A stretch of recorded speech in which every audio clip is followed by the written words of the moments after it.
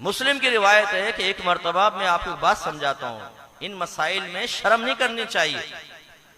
सहाबा में इख्तिलाफ हुआ। अंसार सहाबा ये कह रहे थे कि अगर कोई ज़ौजा से जिस्मानी ताल्लुक कायम करे तो जब तक इंजाल ना हो गुस्ल वाजिब नहीं होगा। दीगर सहाबा जो थे मुहाजिर सहाबा वो कह रहे थे अगर जिस्मानी ताल्लुक कायम हुआ, इंजाल हुआ नहीं हुआ, दोनों पे गुस्ल वाजिब हो जाएगा। हजरत अबू मूसा अशारी रदी अल्लाह तआला अन्हु कहते हैं कि मैंने कहा ठहरो मैं तुम्हारी तसल्ली करता हूं।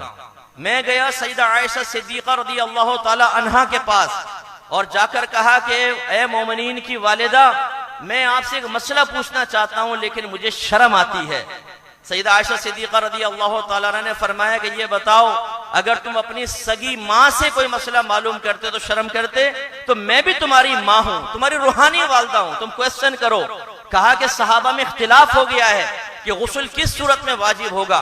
तो आपने फरमाया मैं तुम्हें हदीस सुना देती हूँ। नबी करीम सल्लल्लाहु अलैहि वसल्लम ने इरशाद फरमाया कि जिसका खुलासा ये है कि जब मर्द औरत में मिलाप होता है तो जैसे ही मिलाप होता है दोनों पे गुस्ल वाजिब हो जाता है। ये कौन जवाब दे रहा है? हमारी वालिदा जवाब दे रही हैं।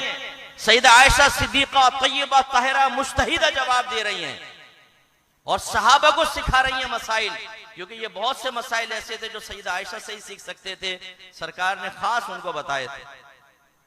तो अब हम करते हैं शर्म।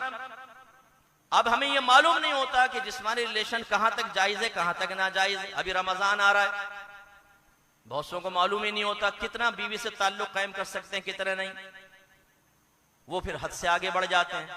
इसी तरह बीवी हामिला है तो जिस्मानी ताल्लुक हो सकता है कि नहीं हो सकता, मसला ही मालूम नहीं है। तो खुलासे कलाम ये है कि अगर इल्म नहीं होगा तो आदमी को कैसे पता चलेगा कि मैं अपने सितर का दुरुस्त इस्तेमाल कर रहा हूं कि नहीं कर रहा हूं। और जब नहीं पता चलेगा तो बरोज़ क़यामत हिसाब व किताब कैसे देगा इस नेमत का।